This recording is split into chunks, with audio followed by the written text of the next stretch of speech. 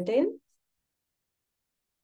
Okay, so good evening, everyone. Welcome to the second webinar of the teaching course, Lesson Planning.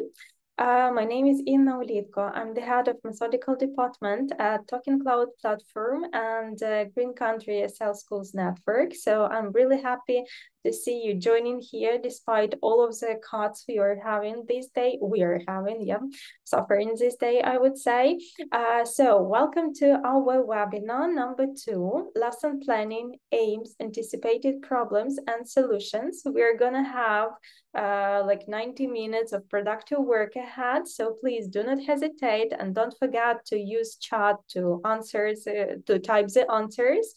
I'm just reminding that the webinar is being recorded and it will be added in 24 hours in your materials section, yes, in the video part, and you will be able to watch it again, but please stay online with us if you have such opportunity. We're really happy to work with you, yeah. So our second trainer is Alina Korshunova. So Alina, hello, good evening. Hi, everyone. I'm glad that you're here finally. And whenever you're ready, we can start, I guess, yes? Yeah. So like in a minute we will be starting. So I'm pretty sure that you have already attended some webinars or workshops with Alina. So she is the methodologist at Green Country SL Schools Network and TalkEn.Cloud platform. Certified trainer. So you will be able to get a lot of great information, yeah, useful, I'm sure, because I have seen all the materials you're gonna work with today. So I'm wishing you good luck. And Aline, so your turn, you're welcome. And all the participants, please use the chat to participate during the webinar. So good luck.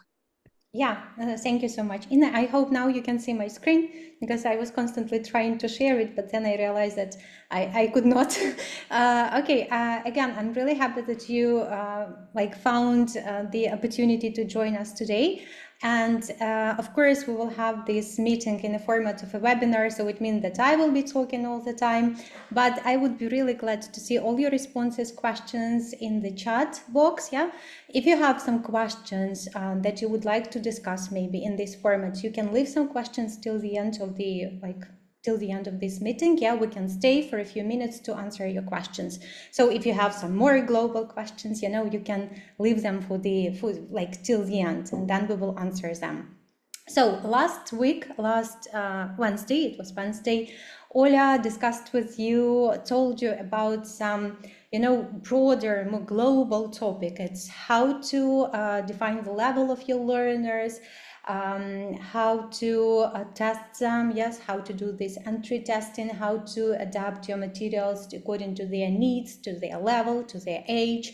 Like that was really important in terms of planning some more global things like a course. If you, let's say, like a course. Today we will narrow our focus to planning a single lesson. So we will look at a lesson plan. We will not talk in particular about some specific lessons because that will be the topic of the next meeting. Yeah, so that's just for you to remember. Today we will talk about a lesson plan in general.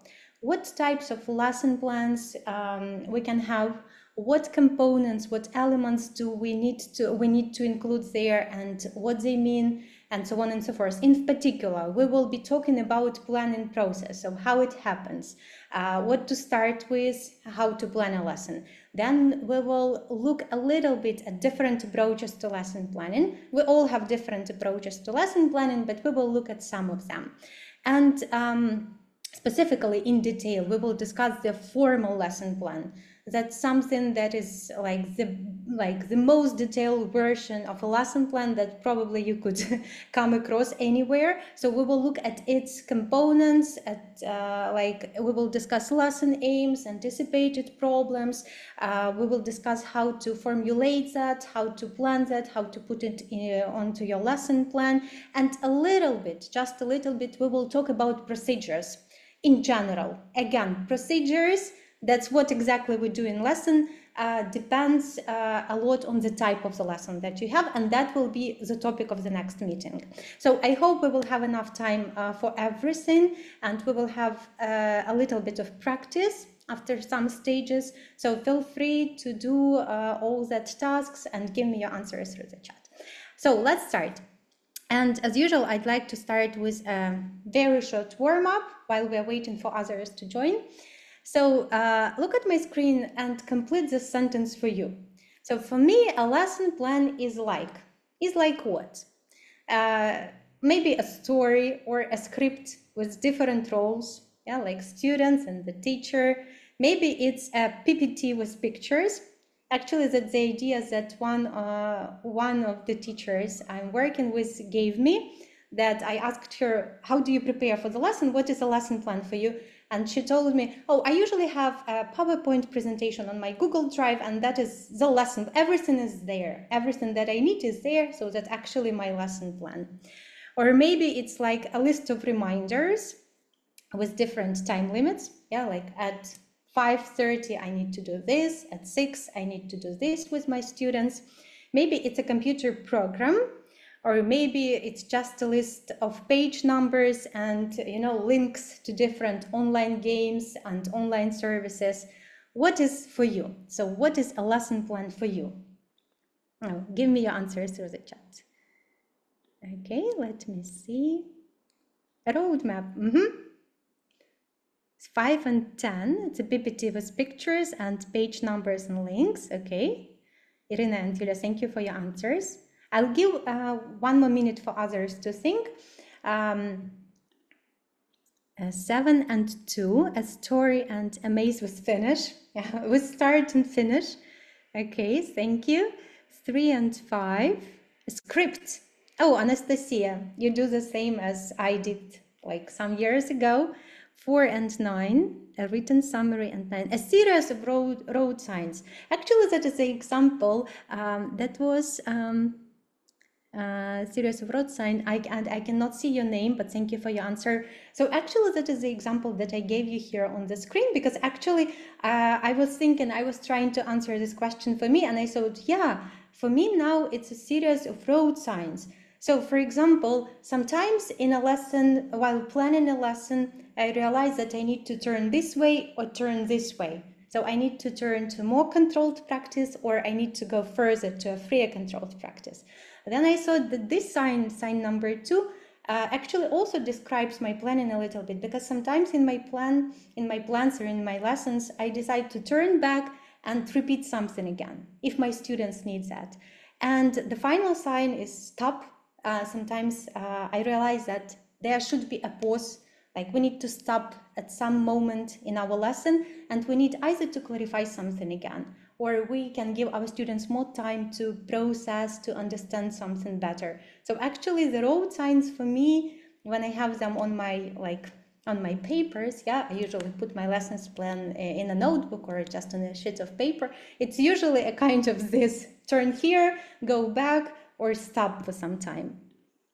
Okay, yeah, Oля, thank you so much. So Oля, I see that we have something in common.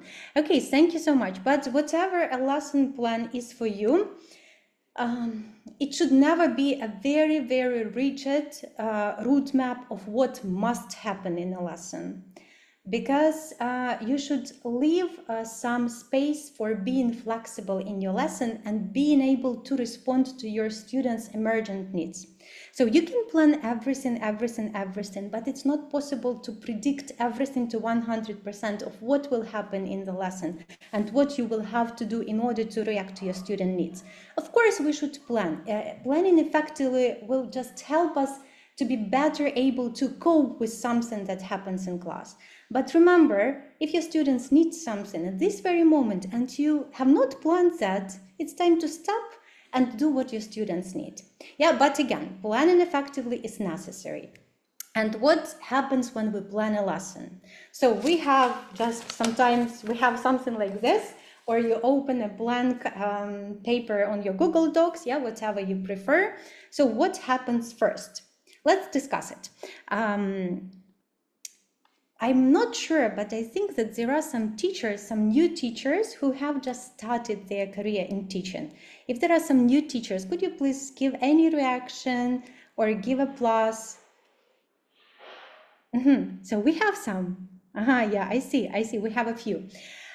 So probably before we discuss this process, I would like to give you a few recommendations. And if there are some experienced teachers, yes, please give me add to this list of recommendations. Of course, when you take a blank piece of paper or you open a Google Doc, you say, oh my God, and you face some challenges. So just a few recommendations for you how to overcome these challenges. Natalia, I also see answers. So what challenges you might face? Just remember, you're not alone. It happens to all of us, and it happened to all experienced teachers in the past, I'm 100% sure. First of all, you might think that you lack time for preparation. If you have to teach 6 lessons a day, of course, you will not have that much time for preparation. And vice versa, you might find yourself in a situation when you spend too much time preparing for one single lesson. Like it's just 100%, at least once in a life, we all found ourselves in such situation. Yeah, too much time spending. Or we have also a tendency to over-plan. Like when we want to plan everything, and we want to have plan B, plan C, plan D, and whatever. That's over planning, and it's also like a challenge that you need to overcome. Or when you plan, but then you realize when you teach this lesson, and you have already taught this lesson, you realize, okay, I've done that much today, but I have not achieved the main aim of the lesson. So planning was not in the correct direction. So what I would recommend, first of all, think about this over planning and spending too much time planning one single lesson. Try to make it 2 to 1. Spend not more than 1 hour planning for every 2 hours taught. If you need to teach, for example, a 60-minute lesson, ideally you should spend around 30 minutes planning. Maybe the first lesson would be more, but try to do it like this in a way of pyramid. Yeah, first you spend more time, and then with time, with experience, try to spend less and less and less time. It will happen this way. So it's just the question of time. Yeah, you just need to plan, and try not to get into the trap of planning fun activities. If you're a new teacher and you go and surf the internet, you open the internet and you would find so many fun activities like online games, services, board games, whatever. And we are usually so excited and we want to bring all that fun to our lessons, and we want to plan something really fun for our students, and we want to try everything at once.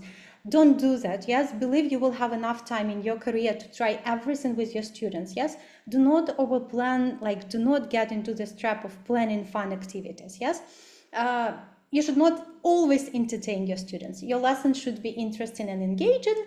But if you see that you spend too much time planning these fun activities, then maybe you should change your approach.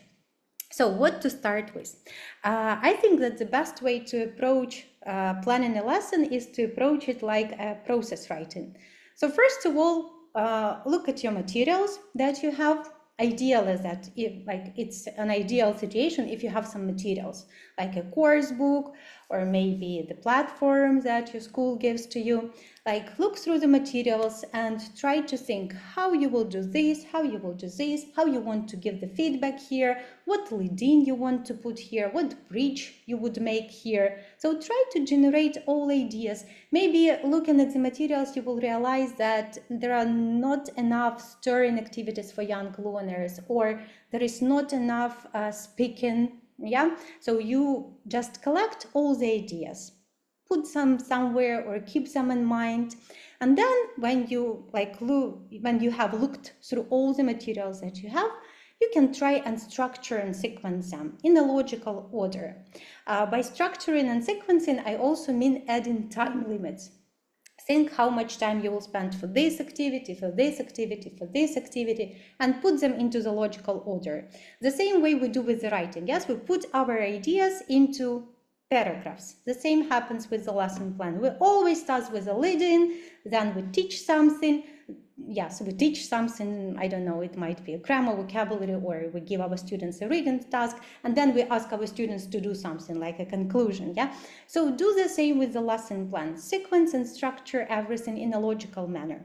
And then what we usually do with the writing, we usually go back and we proofread everything. So do the same with the lesson plan. When everything is ready, when all games, when all activities are ready, you've prepared your lesson plan, go back and look through it.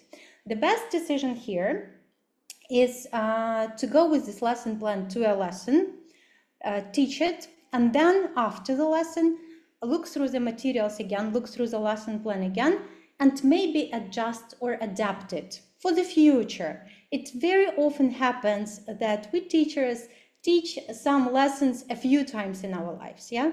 Does it happen to you? Yeah? So we rarely teach like one lesson only to one group or to one student. Very often we have to teach the same topic again to different students, even using the same course materials. So if you have the same situation, if you have groups of students of the same level who are using the same course book or whatever, save this lesson plan and try to adapt, not adapt, but edit it or revise it if necessary after you've taught the lesson for the first time. In the future, you will have like a ready plan that you can use for your future groups or like students, individual students. So that's how it happens. Of course, again, as I have already mentioned, we have different approaches to lesson planning. If I asked you yes to show your lesson plan, like any lesson plan, probably we would all show something different. So and there are some approaches, not to lesson planning, but to writing a lesson plan. So some lesson plans might look like this. Yeah? And basically, it's not even a lesson plan. I could not say that it's a lesson plan, but experienced teachers who teach 6-7 lessons a day usually do something like that. It's just a running order of activities, and it's an acceptable one. You can do the same. Give me any reaction if you do it this way. You just have the sequence of activities with links, maybe with short instructions of what you need to do. Yeah, I see someone here. Yeah. I also have the same. I have a notebook with a lot of things like that for every lesson. Yeah. So it's okay to have this if you teach it. We will look at all these approaches in detail a little bit later. Yeah. So we just the order, the sequence, not the order, but the sequence of activities. There are a lot of drawbacks here because you need to keep a lot of things in mind. Yeah, we don't have like maybe enough details. Okay, if you teach, maybe if you work at a school or if you're using the materials provided by your school or you're a new teacher who cannot keep a lot of things in mind, probably your lesson plan will look something like this. Probably it's better for you to give more details what exactly you will do, and probably you will have timing, how much time you should give to this or that activity, devote to this or that activity. Probably you will have some questions or the list of words that you will be asking, and maybe even you will have the interaction patterns. Yeah, we call this type of plan an informal lesson plan, and I think that it's also quite common. Give me any reaction if someone uses something like this.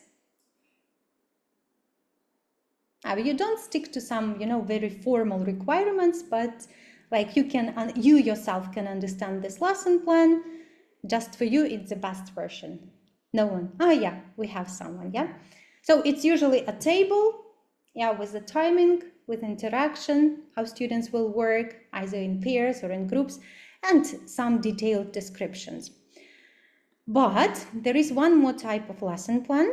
That's something that we will talk about today. It's called a formal lesson plan. That's a type of a lesson plan that is often required. First of all, if you work at a language school, very often if you have a methodologist, he or she would ask you to show something like this, to describe in detail what you will do at this or that moment of the lesson.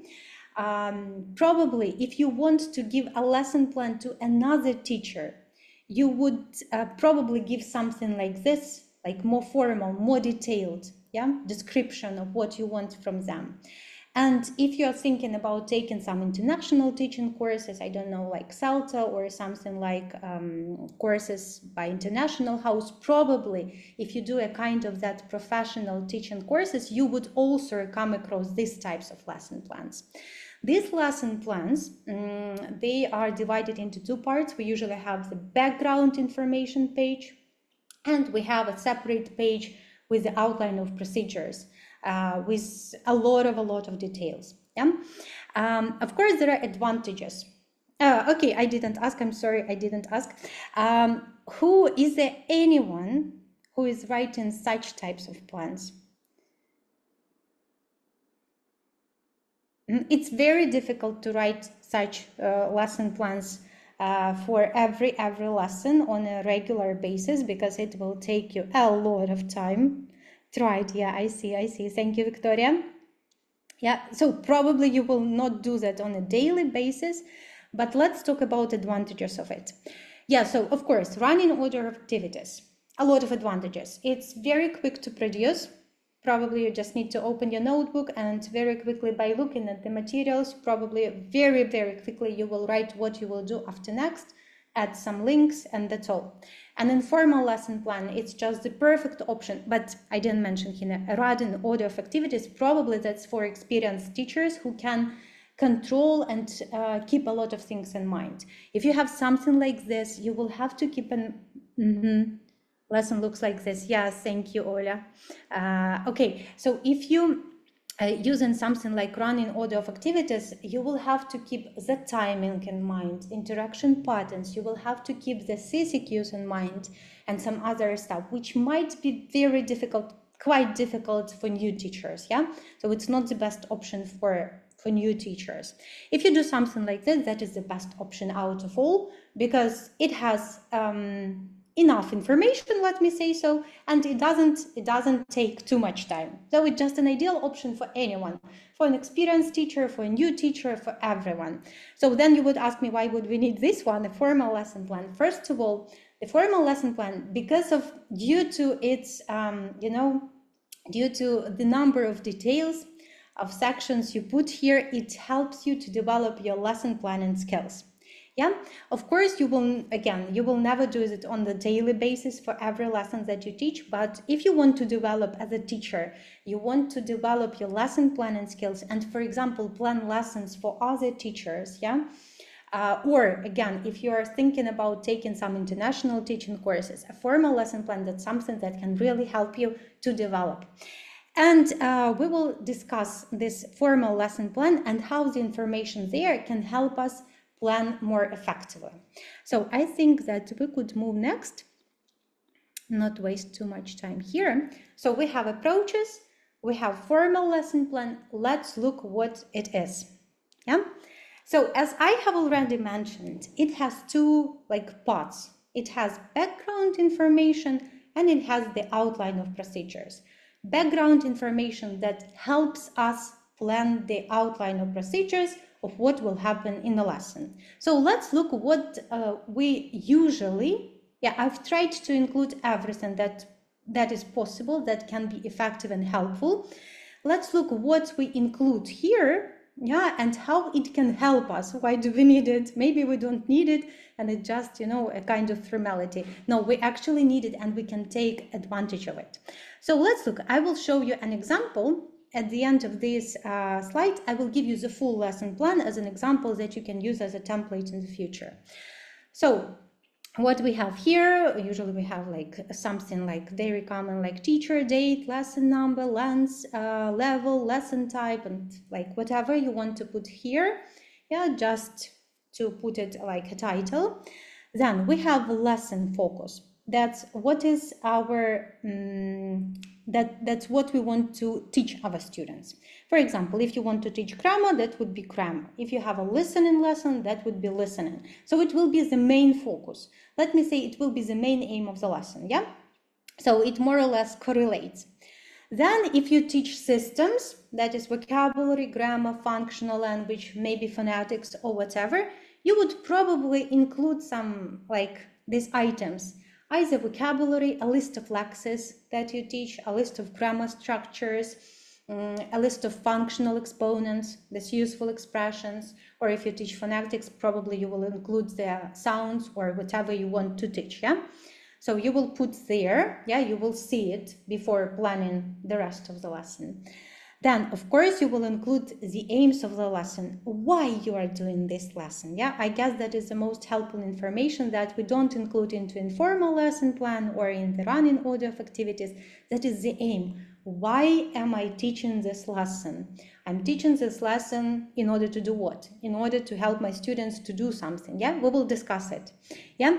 So we usually write the main aim, which correlates with the lesson focus. Yeah? We usually write some sub-aims. There are usually some sub-aims. That's not the main aim, but subsidiary aims. We will discuss about them. That's something that you do not focus actually, but you a little bit help your students to do something else except your main aim. And we might include personal aims. I'm not sure we do that quite often because we don't want to spend time, typing something extra, but actually that's something that you can find really useful. That's your personal aims that you want to achieve while teaching this lesson. For example, you know for sure that you struggle a lot with given instructions. So put this aim into your lesson plan. You will see the lesson plan like quite a lot of times during the lesson. You will see, I need to improve instructions. And maybe that will be a good reminder for you to work on your instructions during the lesson. Yeah, so we usually include it here. What else do we have? Of course, we think about the context. We write in what context we will teach something, or we will help our students to develop the skills, again, in some context. And when you write it here, it's nice to think whether the context is meaningful for your students, whether it's relevant to your students, whether it's interesting, engaging enough for your students, whether it is like quite enough for them, yeah?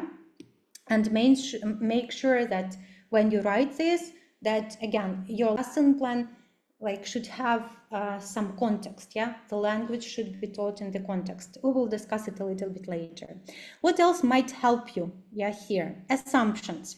We know everyone knows anticipated problems. That's something bad that we anticipate about the lesson, but we might think about something positive that will happen in a lesson. What our students will like, what our students will enjoy doing, what our students will benefit a lot from.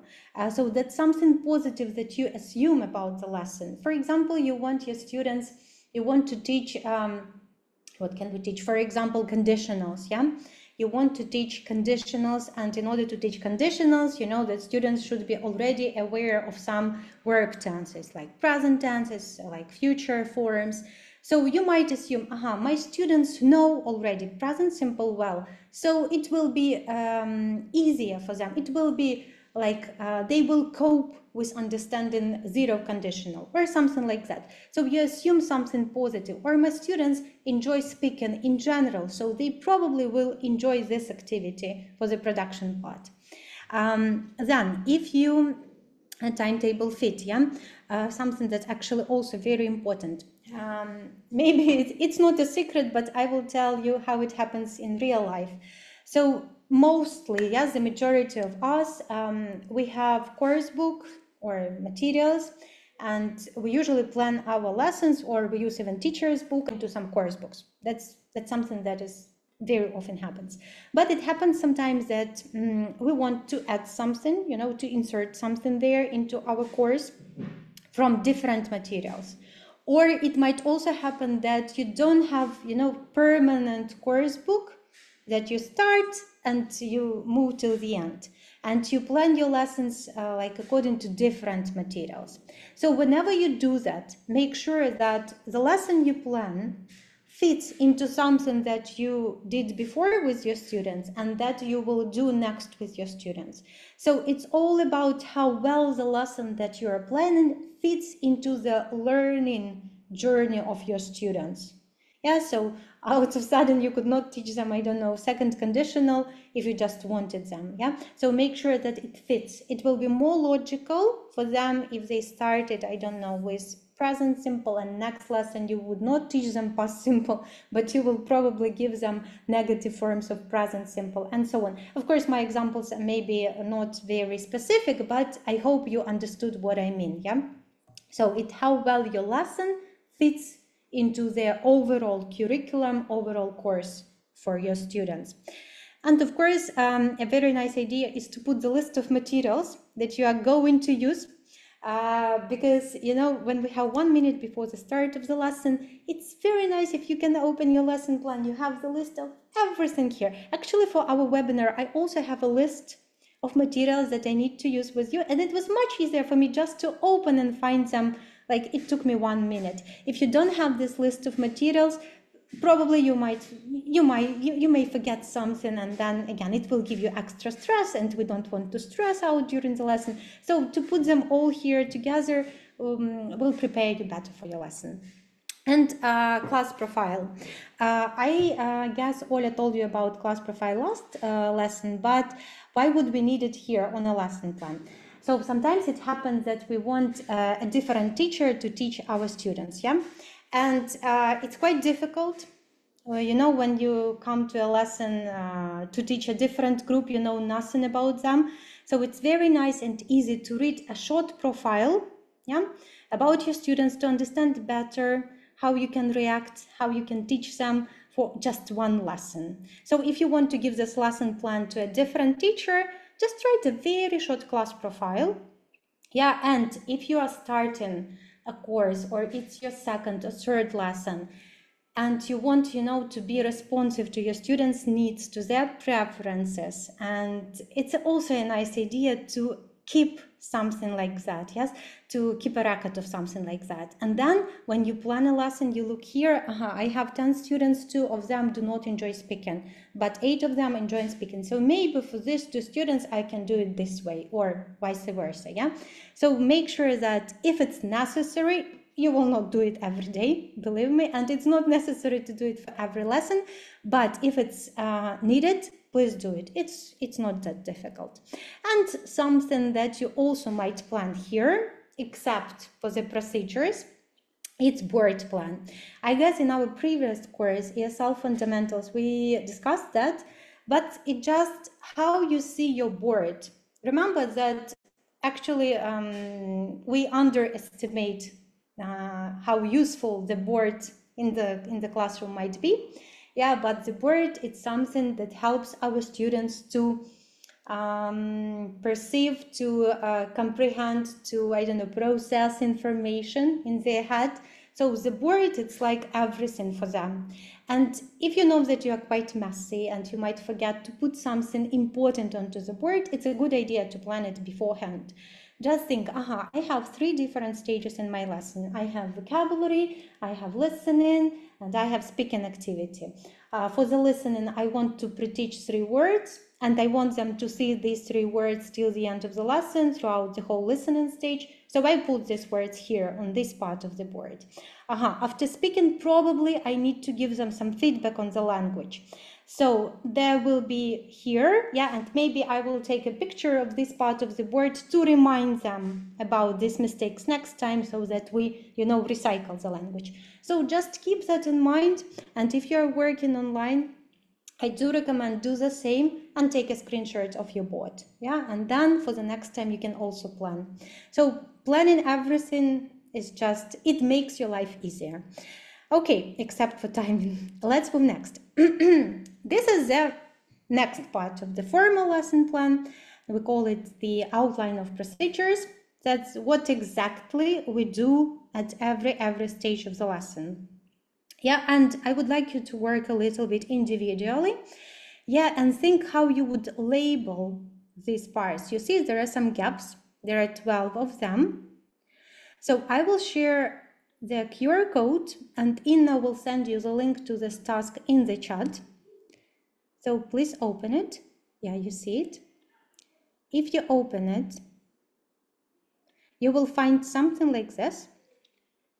So it will be just one stage. It's not the whole lesson plan, it's just the leading stage. You see it here, yeah? So, and your task will be to label. If you go to the platform, it will be much easier for you. You have just gaps. And whenever you're ready, click on check and check yourself. If you find it more convenient to work from my screen, please do it from my screen and give your answers through the chat.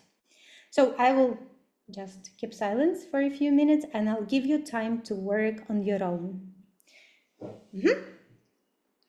Let me know if you need any help with following the link or whatever, or if you want me to show the QR code again, just let me know in the chat.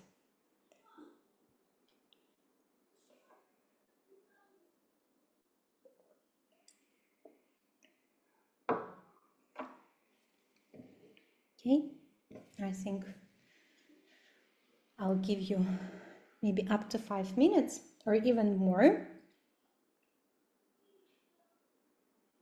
You see that I have shortened some sentences like to make it more convenient, but again, I will give you the full lesson plan as an example, so don't worry, it's just for now.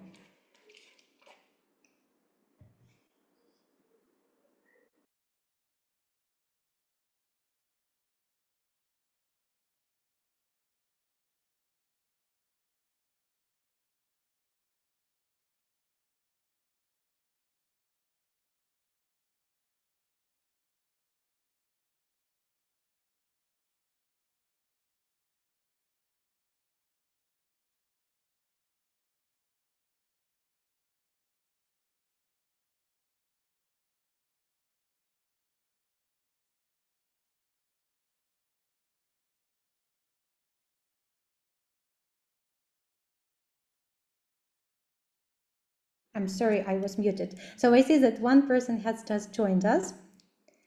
And please, for you, check the chat box. This is the link to the task on the platform. We are talking about the lesson plan and its part, yeah? And we're talking about like this part in particular with the outlines of procedures. So please follow the link or look at my screen and try to label these parts of the lesson plan. There are some gaps.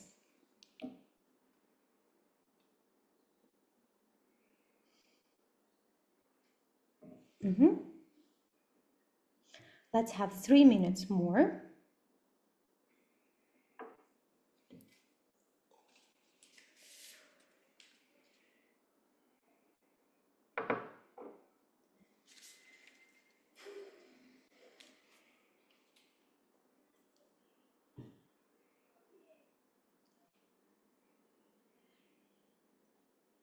I would be really happy to see your results. How many correct answers you managed to get? Feel free to share in the chat.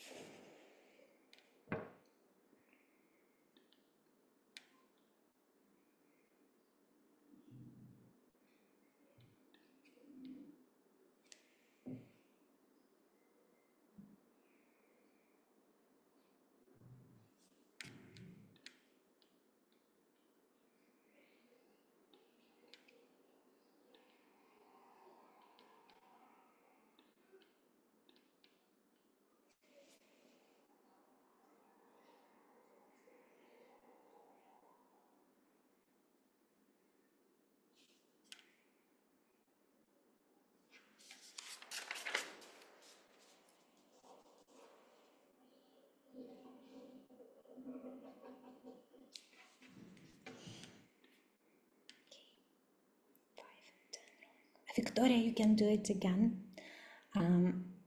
You can save the link and try to do it after the webinar, and I'm sure you will have all correct. The point is here that you can name these parts whatever you want. Yeah, the point is here what you put inside. So no worries. So I see that someone else has just joined us. Okay, so the newcomer, welcome to our meeting. So just for you to have the link, I will share the link in the chat. You can follow it and I guess do this task after the webinar, okay? But welcome, we're glad that you are here. Okay, anyone else is ready? Victoria, you was the fast finisher.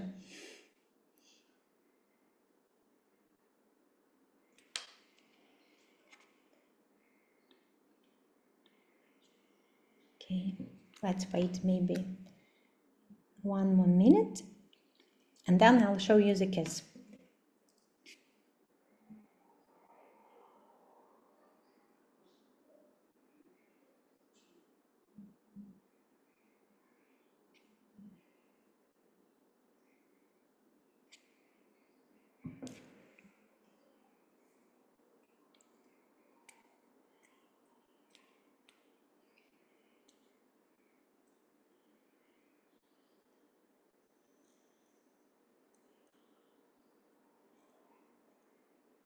Okay.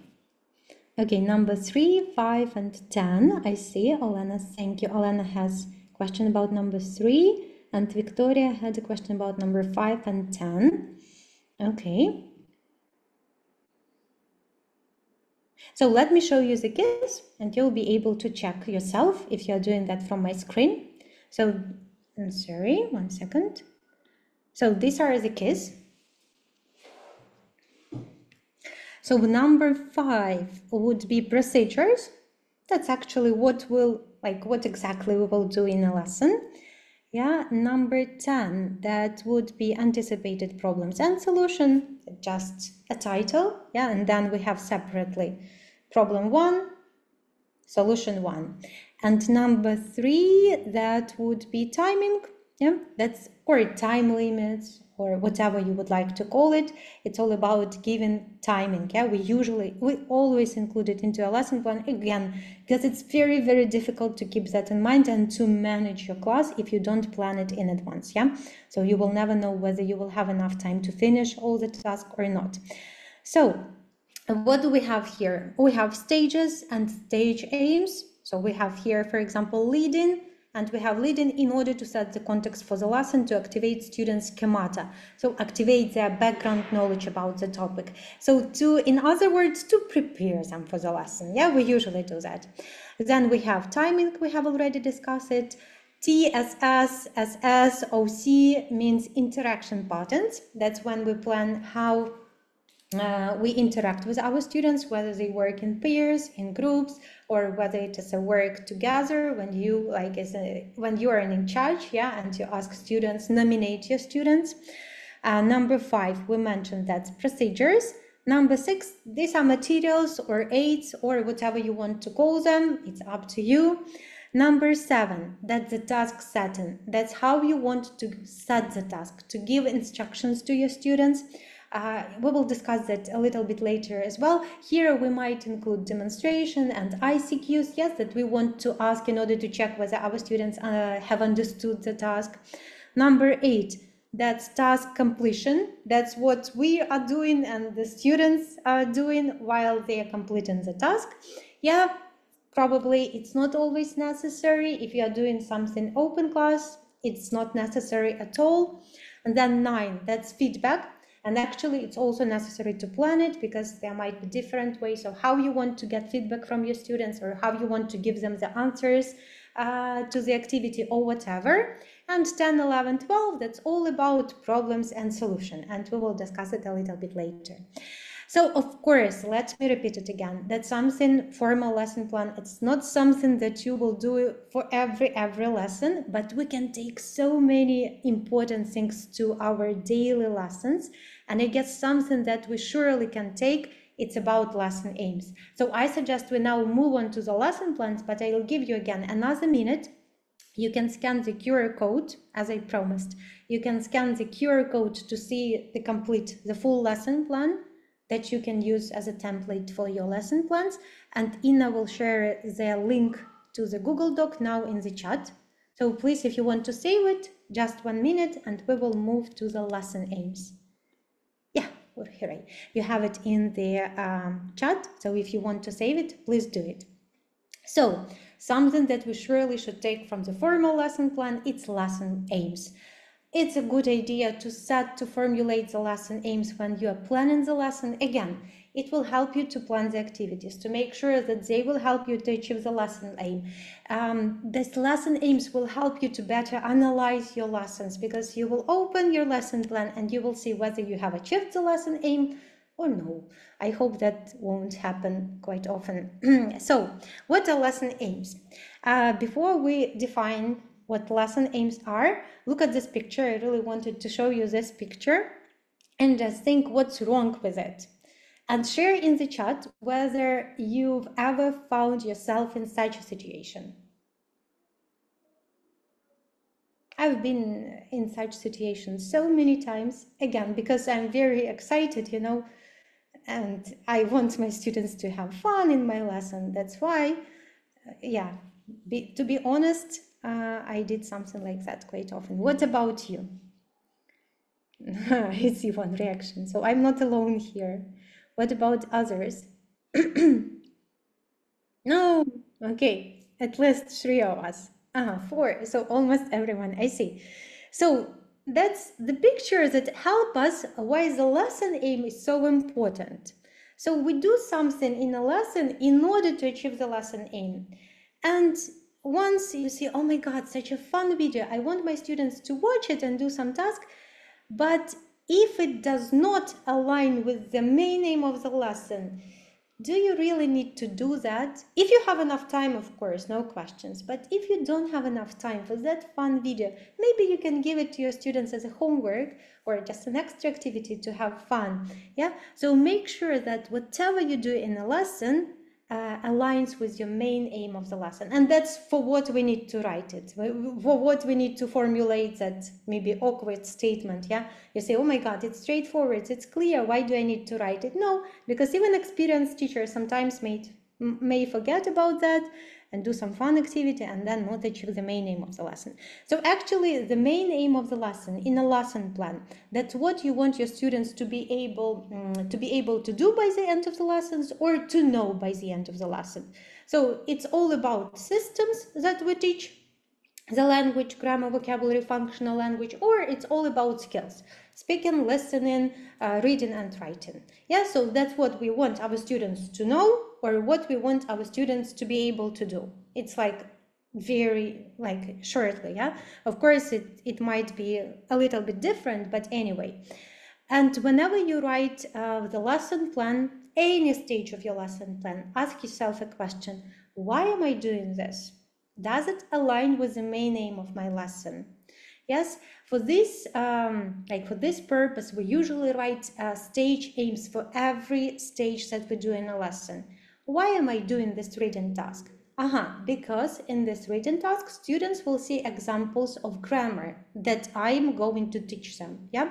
If you cannot answer this question, why am I doing this just for fun? It's great if you have time. If you don't have time, then maybe you should change it. When you formulate a lesson aim in your lesson plan, don't describe the tasks that you will do. Don't describe the tasks that your students will be doing in class. Don't write any descriptions, something like students will be practicing something while I will be monitoring and giving them feedback. Vice versa. Try to make it shorter. Just mention the language, in what context and for what. Yes, the same with skills. What skills you want your students to develop, in what context and how. We will look at some examples, yeah? And you will see that it's quite easy to formulate the main aim of the lesson. And again, any activity in the lesson plan, ask yourself a question: why am I doing this? Does it help me to achieve the main aim of the lesson? If not, then try to reconsider it. So I've mentioned before that there may be the main aim of the lesson and subsidiary aim of the lesson, sub-aim, secondary aim, whatever you would like to call it, yeah? So to explain that better, I would say that when we teach a language, we do not teach its systems or skills in isolation. So that is to say that we cannot teach grammar only by means of grammar. We usually teach grammar with the help of a text. And we might give our students a chance to read the text or to listen to the text. So we usually use the text, for example, in order to present grammar. So our main aim of the lesson is to teach some grammar, but we ask our students to read something, yeah? A text, for example. And by this, we help them develop their reading skills. It's not the focus of the lesson. It's just the subsidiary aim, yeah? They will do this in order to achieve the main aim, or vice versa. You want to teach a speaking lesson. The main focus and the main aim of the lesson is to help your students develop their speaking skills. And how do we usually do that? We usually give them some useful language that they can use in their speaking. Yeah, you know, some set expressions. For example, you have a debate and you give your students a list of phrases that they can use to express their opinion. Yeah, some useful language. But that useful language is not the main focus of your lesson. It's something secondary, subsidiary aim. Yeah. So, and in this way, you can formulate the main aim to develop student speaking skills in the context of, I don't know, talking to a friend from abroad, and subsidiary aim to to familiarize the students with useful language to talk, I don't know, to talk to a foreigner or whatever, yeah? And so when you teach a skills lesson, your subsidiary aim will be about the language and vice versa. If you teach some language, grammar, vocabulary, functional language, probably the sub-aim for you will be connected with some skills. Again, for example, if we teach, I'm thinking how maybe I could explain it better, but give me any reaction if it's clear, yeah? So if you want to teach, for example, grammar, anyway, you will have a production task where students will be speaking. It's not the main of the lesson. You don't want to work on their fluency, yeah? But they will be speaking, and by this they will develop their speaking. You will not even focus on that, but they will be developing yet. So it will be your subsidiary aim. So if you are required, if you want to train yourself how to write the main and subsidiary aim, that's what it's all about, yeah? Let me show you an example of the main aim. For example, learners will be able to use modal verbs to give advice to a friend who is looking for a job. It's just a random lesson that I wanted to show you. That's a very good main aim, very nicely formulated, I would say so, because sometimes it might be difficult to formulate. Let's look what it has. First of all, it's learner-centered. It's all about learners. It's not about the teacher. I will teach my students to use modal verbs to give advice. No, it's student-centered, because again, any lesson is not for the teacher, it's for students, yeah? So it should be all about learners, what learners will be able to do by the end of the lessons, by the end of the lesson, one lesson. So it gives us the main focus, grammar, modal verbs. It also describes us in the context and the function that we want our students to teach. Modal verbs are so different. There are so many modal verbs. So if you just try to, students will be better able to use modal verbs. It's not that specific. Yeah, probably it will be very difficult to assess, to evaluate yourself after the lesson, whether you achieved this aim or not, because use modal verbs, it's not that specific. Modal used to give advice and the context. In what context? You cannot teach your students to use modal verbs in any context. Probably you will be quite limited. You will teach them, you will show them how they can use modal verbs in some specific context, some context that will be relevant to their real life, yeah? And that is the way you formulate your lesson aim. It should be student-centered, it should be specific, it should be observable, and of course, especially if you're working at a language school, it should be on your curriculum, yeah? And I saw that in the chat that someone of you, I don't know, I guess one person has mentioned that we have a teacher's book, something like that. So make sure that it all like coincides, it aligns with what they expect you to teach, yeah? Some useful phrases that you might use in order to formulate the main aim of the lesson. to raise awareness, to expose students. By the end of the lesson, students will be able to, I really like this formulation because it shows you the result that you would like to achieve by the end of the lesson, yeah? To provide further practice, it might be to, I don't know, to make students aware, to consolidate, to revise, or whatever, yeah? But it should be this about the students, not about you. Like to teach, to give students a reading task. Again, we cannot do, like, it's not a good idea to describe what exactly we will do. You will put that all in the procedures. Here you need to formulate very, very short and specific result, outcome, the final destination that you want to achieve, like by the end of your lesson. As a short practice, I'd like you, again, you can scan the QR code or you can follow the link in the chat box. Ina will share it now. If you find it more convenient, you can follow the tasks on my screen. I will briefly show the tasks. So let's imagine that we have this lesson, these materials, and our task is to write a lesson plan, and we need to decide what's the main aim of the lesson and what's the sub-aim of the lesson. So you can look at the lesson by following the link. I will show it to you here. So that is lesson for A2 level, let's say pre-intermediate, not elementary already, not intermediate, but pre-intermediate. Teenagers, let me say so. The context of the lesson is all about dreams. My dream is my plan. So we can imagine that they will be talking about their plans, maybe for future, about their dreams, what they are planning to do in the future, what they are dreaming of, yeah. The lesson starts with a lead-in. Yeah, the materials suggest the materials that we have. In the materials, we have a lead-in where the students are asked to discuss some questions with the partner. Probably the questions will be about something about future, about planning. So again, to set the context, to activate their schemata, like to prepare them for the context of the lesson.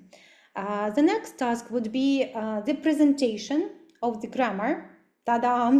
Like we were discussing, speaking about plans, and here we have grammar. So now we realize that it's a grammar lesson. The lesson focus is grammar. And the task gives us a kind of presentation. It's a very short guided discovery task that gives us 3 examples of sentences with going to and present continuous to talk about future. And students are asked us to choose the correct option, yeah? So it's a kind of a presentation stage. Yeah, basically the lesson materials follow the PPP approach, yeah? Presentation, practice, production. PPP framework, better say. Yeah, so we have a kind of presentation. Then we have quite controlled practice. Yeah, quite controlled tasks. Students need to make up sentences, not about their plans, about Peter plans. They have all the prompts, they have all the verbs that they need, everything, yeah? Then we give them more controlled practice. They need to choose, they are working on the form, they are choosing the correct, like we give them the grammar structures and contrast. Yeah, again, to consolidate their confidence, yeah, to help them check their understanding again, to memorize these structures, yeah, so we give them more practice. Then finally, we ask them to prepare for a production task, for a freer task. We ask them to think about their list of future plans, yeah, to make some, like, to write some notes, yes, about themselves. We give them some hints, yes, some prompts, and then finally students, I don't have it here, but you have it in your materials. And then finally students are asked to talk to each other, discussing their plans for the future, yeah, by using the structures, either going to or present continuous. So that is like the set of tasks. These are the materials that we have for the lesson. So please take a moment and think, what is the main aim of the lesson? How would you formulate it? And what is the sub-aim, or maybe sub-aims? Usually we have quite a few, like, yes, we usually have one sub-aim, but very often it's possible to formulate even more than sub-aim. Yeah. So I'll give you a moment again to think about this lesson. I will show it again. Yeah, and formulate the main aim of the lesson. Start with something like, by the end of the lesson, students will be, and then continue. The main and the sub-aim. I'll give you, I guess, some time. So again, we have 8. We've decided that it's a grammar lesson. Yeah, but students have a kind of a lead-in. They have a very meaningful context, quite clear context, talking about plans, presentation of grammar, practice, mock practice, and then finally they have a speaking production task. It's not a task, I guess, it's an activity. So let me give you some time.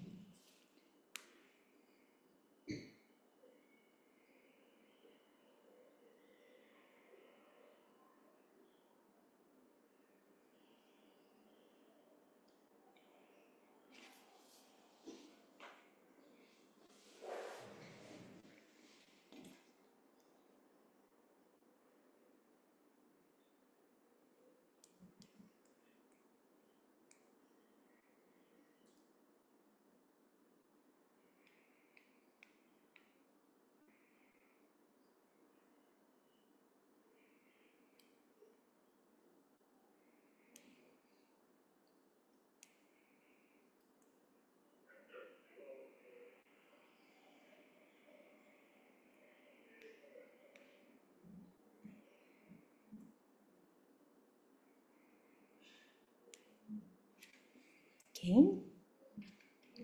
So what do you think was the main aim?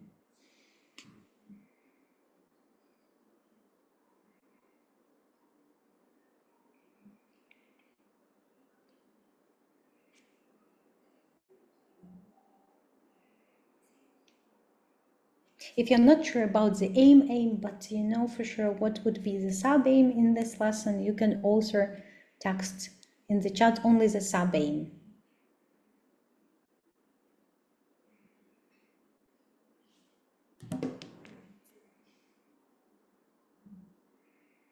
We have the first answer. By the end of the lesson, students will be able to use speaking correctly. Yeah, completely correct. Thank you, Victoria. And you could also mention in what context. Yeah, in the context of talking about their plans. So Victoria gave us the main aim. Thank you so much, Victoria. What about the sub-aim? So we teach the grammar, or we do something in the lesson that helps our students to develop something more than just grammar. Okay, let's give someone a chance to write the sub-aim for us.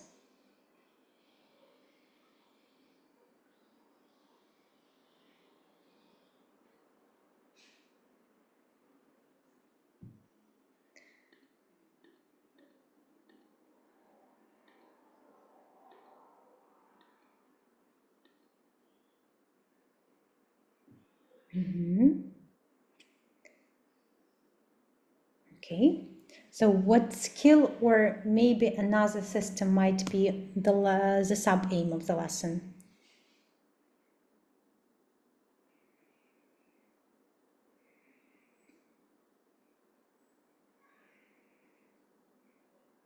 Okay, let me show it to you and you will show me any reaction if you agree or not, okay?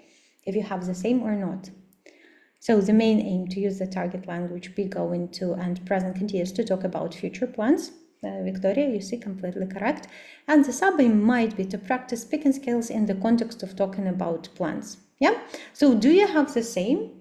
Did you put speaking as a sub-aim for this lesson? Or maybe you have something different. Any reaction? If you have speaking, Because remember here, I say speaking, yeah, here at the final stage, they will be talking to each other, yeah. Probably we will not focus that much on the fluency because they will be quite restricted what they need to discuss. Oh, I see so many likes, yeah. They will be quite restricted, and probably mainly here we would focus on the accuracy more, how accurately they can use these future forms. Probably it does not give them a chance to work fully on their fluency, okay, let it be so, yeah, but anyway it will help them to work on their speaking skills, soft skills, yeah. So great. So you see that it's quite easy, yeah, if you know the main aim, if you know what exactly you will do in a lesson, to formulate the sub-aim. There is one more aim that I showed you in the example, and you will see it in a lot of examples, personal aims. We have discussed it. So again, it's all about you. It's not about your students. That is something that you can use for yourself. That's the place where that's the place, it's not the place, but that is the cell, yeah, the table, the space where you can write about yourself, where you can put some aims for yourself, what you want to achieve, how you will use this lesson for your own teaching, yeah, for your own development. Yeah, probably you would like, I don't know, to reduce teacher talking time. You would give yourself a challenge. Okay, during this lesson, I will surely reduce my teacher talking time. Or this time I will work on instructions. Or this time I will give feedback to everything, or whatever, yeah? Something that you want to improve in your teaching. Okay, let's move next. Of course, it's very nice when everything goes as planned. But again, as I say, it never goes as planned, believe me. And in order to be prepared better for something that might not go as planned, we might anticipate, oh my God, what might go wrong, yeah, in my lesson. For example, students don't work in a pair. If you're working with teenagers, probably it's problem that you've already faced in your life, yeah? You've planned to do, for example, a mingling activity. I will give you a different example. For example, you planned to do a mingling activity, but when you realized that you have like only 3 students, would that be a good choice of activity? No. Or you wanted to do a mingling activity, but then finally they asked you to use this room for this lesson and the room is too small. Or you planned a very great fun activity for the beginning of your class, but 3 out of 10 students are late, yeah? So these are some daily problems, I guess. Or for example, the problem might be students don't understand some words from the audio, so you ask them to listen to it and you realize, oh my God, they don't understand something, so I need to teach it. So actually it's possible to predict that, yeah, anticipate that. Or for example, students don't understand how to use present continuous and not to use going to. Again, it's possible to anticipate that. You know your students, yes, you know exactly where, at what moment they would struggle, or you surely would know that what students, how many students would be late, yeah, because it's usually like that. Or for example, if you work at the office and you want to use a Kahoot game or whatever, but you come to the office and there is no electricity, or I don't know, or you want your students to use an online service, but when it's the time of the lesson, it says that the service is not working, you know, they put, oops, sorry, the service is not working at the moment, yeah? But it's possible to predict all these problems, and we actually can do that while planning a lesson. So how to make it easier? Of course, we cannot anticipate and predict everything. We cannot see the future. Maybe some of you can see the future, but it's not possible. So what problems we can think about and anticipate? And more importantly, how it can help us to be ready with some solutions. So first of all, we can anticipate problems that are connected with language comprehension. So whenever you need to teach grammar or vocabulary, yeah, probably while preparing and knowing your students, you can understand that this task might be too difficult, my students. And here probably they will not understand everything from this table. Or if you want to teach vocabulary, probably you can anticipate the students will not be able to pronounce some words correctly for the first time, yeah?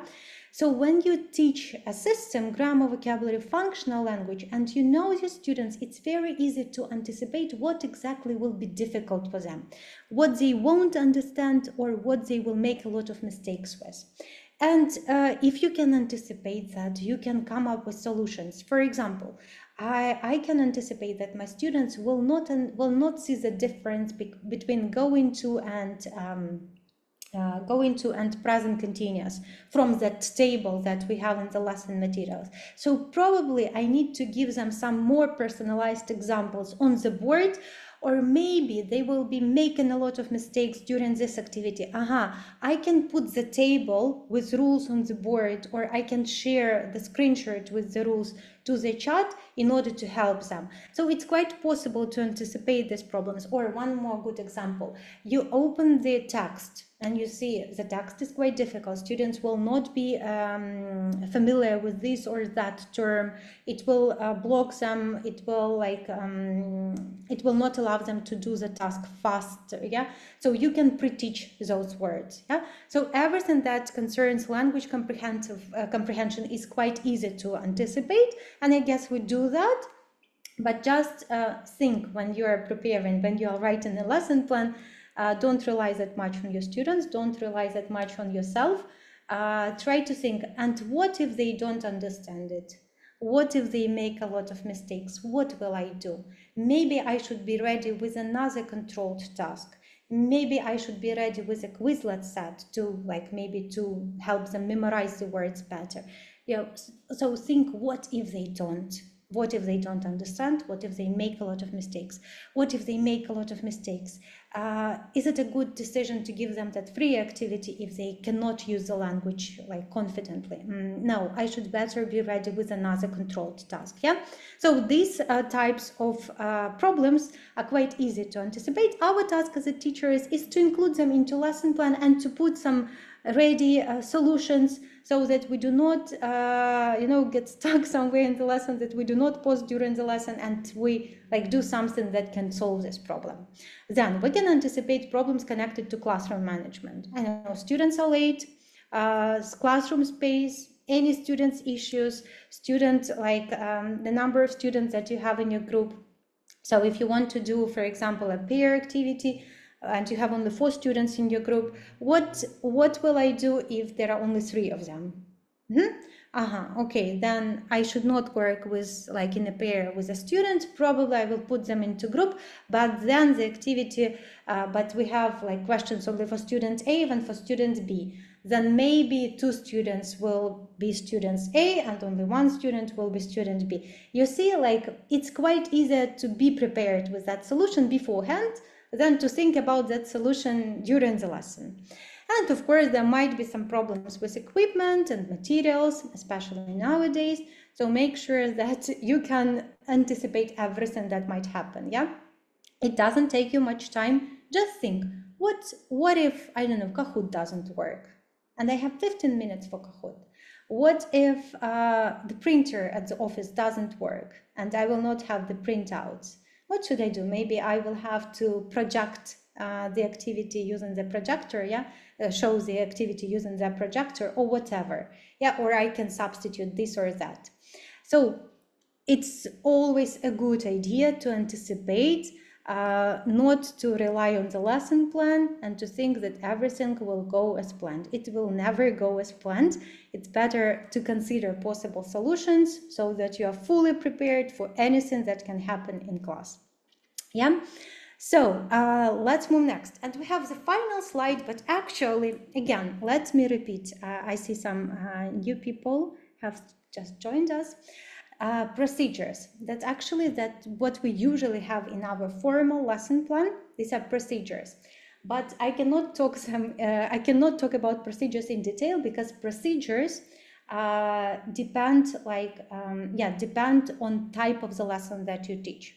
So if you teach, for example, a skills lesson, if you teach a grammar lesson, yeah, sure, Irina, yeah, take your time. So It all depends on the type of the lesson that you will teach. And next time you will discuss procedures more with Ola. But anyway, today I wanted to show you this part of the lesson plan so that we just know about this part in general. So everything that we talked before was about the background information. So that information in the lesson plan does not tell us what we need to do during the lesson. Yeah, something that tells us what we need to do and how we need to do during the lesson. It's the outline of procedures. So usually it looks like this. Yeah, so you have stages, and for each stage you have timing, interaction, materials, and procedures. A very good idea, you see here, it's just a tip for you. Usually if you teach a systems lesson, again, grammar, vocabulary, whatever, yeah, not a skills lesson, usually you have the freer practice, the production stage, somewhere closer to the end of the lesson. And very often the final task, the production task in your lesson is something that is written in your main name of the lesson. For example, if you want your students to be able to, I don't know, to role play a situation at workplace, probably the final production task will be something like that, yeah? So sometimes it's a good idea to start planning not from the beginning, from the lead-in, but from here. When you know exactly what your students will be doing at the end of the lesson, then you can think, okay, what I have to do before that, what I have to give my students before that, so that they are able to do this final production task. So if I want my students to talk about future plans, so before that I need to teach them the difference between continuous and going to. Yeah, so if I want them to talk about jobs, maybe I should also remind them some job related vocabulary. Yeah, so it's a good idea to start planning not from the beginning, not from the lead-in, but from the final task, and then it will be sometimes easier for you to decide what you need to do in order to help your students to complete the final task. Just recommendation for you, try this, it might help you. So what we include into this outline of procedures? We have discussed it a little bit, but anyway, we usually write the stages and stage aims. Again, it all depends on the type lesson and the frameworks, and next time Olga will tell you about different frameworks that we can use for systems lesson, grammar, vocabulary, functional language, and she will also give you an example of a framework for receptive skills lesson. Usually you can choose what framework you want to use, and according to this framework, you very quickly you can put your stages in order in the correct sequence. So it makes your life much easier. Then, of course, we include timing. We have discussed it, but something that I haven't mentioned yet is about flex stages. Flex stages, these are stages that could be either skipped or added if necessary. Again, it's not possible to plan sometimes how much time this or that activity will take you. So it's a very good idea to have a flex stage, which if necessary, you can just skip and nothing will change, yeah? You will still achieve the main aim of the lesson. Or add. Yeah, so make sure that you have it somewhere in your lesson plan. Probably you will not have to use it, but it's a good idea to have it. And remember that time limits in your lesson plan are ideal time limits for ideal students, for ideal, I don't know, teaching, which will never happen. So it's just an ideal timing, but it's necessary, it's needed to adjust them during the lesson. Of course, you should stick to them, but it's okay if you need to adjust them. Yeah, just make sure that you have enough time to come to the final stage of your lesson and give your students a chance to achieve the main aim of the lesson. Of course, it's a good idea to plan interaction patterns. You would say me, oh, it's quite easy. I can decide how I want my students to work, either in pairs and groups. If you're an experienced teacher, of course, but if you want to make sure that your interaction patterns are balanced, that students have an opportunity to work in pairs and in groups and maybe to mingle sometimes, to talk to as many classmates as possible, yeah, it's a good idea to plan this like while writing your lesson plan. Also, you can plan some different grouping techniques. For example, you want to use a randomizer here, you want to use colored pencils, yes, to group your students, or you want to use cards. So you can put it here into your lesson, because during the lesson you will be quite busy and you might forget. Then we also have 8 materials, we've discussed it. It's very nice to have the list of materials, not to forget anything. And of course, procedures. Procedures, that is a question. As detailed as possible, as detailed as you want. Yeah. So again, if you're afraid, like, I don't know, if you're a new teacher and you don't want to forget anything during lesson, make them as detailed as possible. If you're an experienced teacher, probably you don't need so many details. Yes, you can write them very briefly. How we can write them? Of course, we might include task setting with some demonstration if necessary, with ICQs. Again, experienced teachers might come up with ICQs like easily, but it's not possible maybe for new teachers. Yeah, so it's a good idea to write your ICQs here on a lesson plan. Then if you're teaching grammar, vocabulary, functional language, it's a good idea to write here modal sentences with the examples of this language. Yeah, again, not to forget, not to be in a hurry during the lesson. Here you might think of modal sentences that are meaningful, that are maybe personalized and whatever. Yeah, the best examples. CCQs, it's also a good decision to include CCQs into your lesson plan whenever you teach language. Yeah, I think even experienced teachers cannot come up with CCQs on the spot. It's not that possible. Yes, we can do that, but they might not be that effective. So it's a good idea to put your CCQs here again onto your lesson plan. Then task completion, if necessary, what exactly students will be doing at this moment and what I as a teacher should do at this moment. Should I monitor? Should I assist? Should I collect their mistakes for their further feedback or whatever? Then we have feedback. Again, we always do that, but if you plan that in advance, you can vary it. You can use different ways of collecting feedback, of giving feedback. You might like be more creative. I see the question. So CCQs, that's concept checking questions.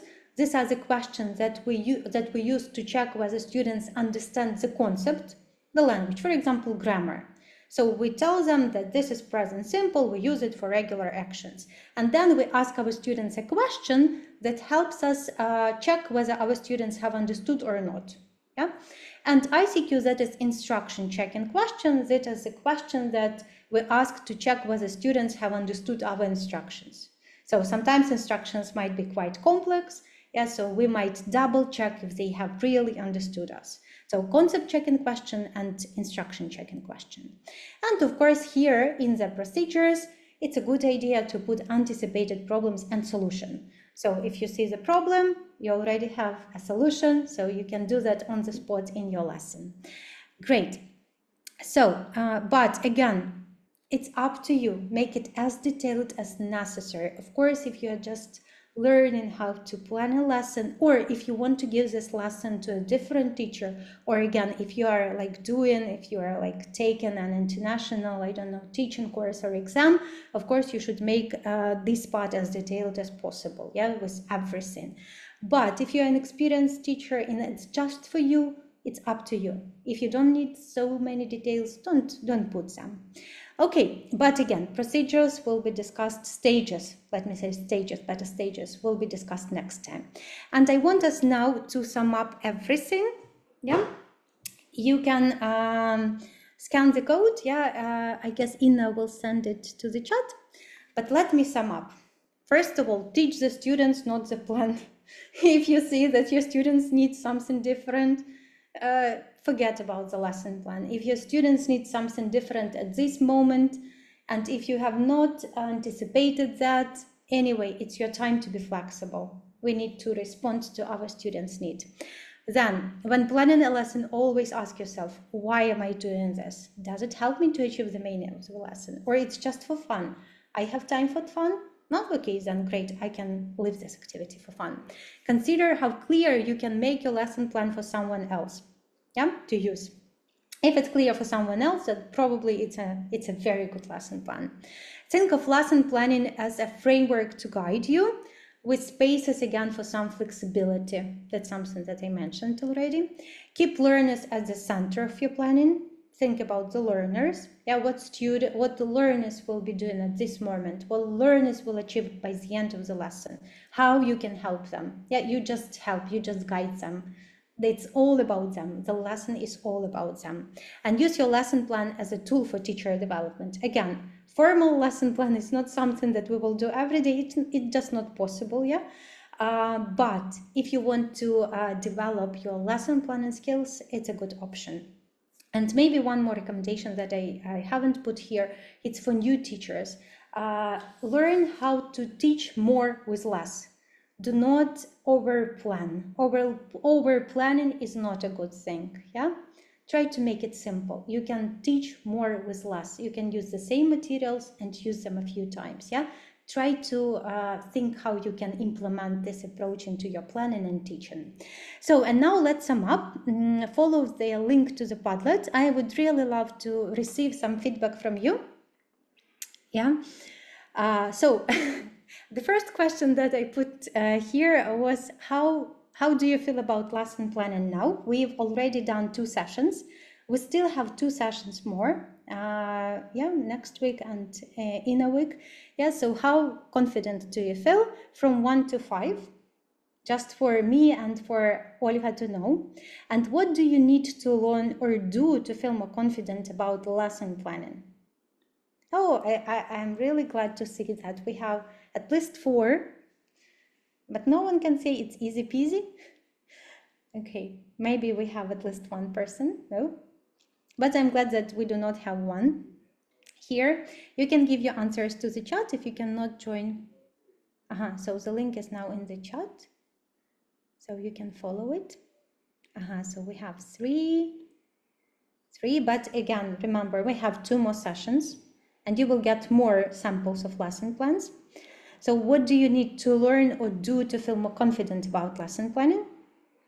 More time. Actually, that everyone needs more time. If possible, I'm not sure it's possible, but if I could have, I don't know, 1 day for planning 1 lesson, that would be perfect. But usually we don't have that much time. Okay, so let me wait for a few more answers. More time, again, time. You just need to start planning, and with time, you will not even need that lesson plan, to be honest, because you will get experience. You will you will know how planning happens and what is considered in lesson planning, and then it will be much easier to have everything here, and you will have more I don't know how to say that, but it will be like your habit, yeah? You will know a lot of ways how to get feedback, how to balance interaction patterns, what timing is, yeah? Because timing actually on a lesson plan, that's something that we think, oh, it's so easy to write the timing, to decide how much time I need for this, for that, but it's actually something really difficult to write on a lesson plan. But with time, with experience, you will be more confident about that. Okay, thank you so much for your answers. I guess we can finish here. So, and I would share the final slide here, and probably Inna will remind you something, but I'm really glad that you found an opportunity to join our session today. I'm really I really thank you for your participation in the chat, and hope to see you very soon. Looking forward to seeing you in 2 weeks. Yeah, and we will be talking about something different. Okay, thank you so much. Yes, and everyone was so active, so thank you for participating, for being active during the session. Thank you so much. And thank you to our trainer, Alina. You can see so many reactions. Wow. Okay, so you did great job with everyone. Yeah, and we are finishing our second webinar of the course lesson planning. And the next webinar is gonna be is in a week, yeah, on Wednesday, the 19th of June, and you will be talking about lesson frameworks with Ola Koval. So please do not hesitate and look through the material section before the webinar. Do not forget about that.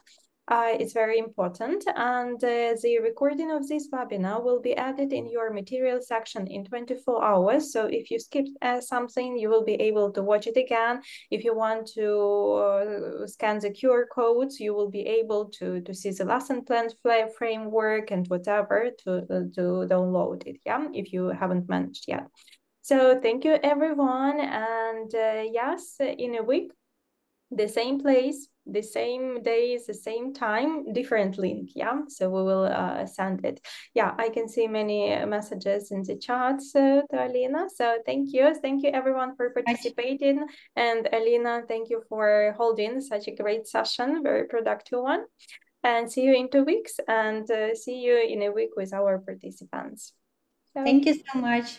Have a nice evening, everyone. So, Goodbye. thank you. Goodbye.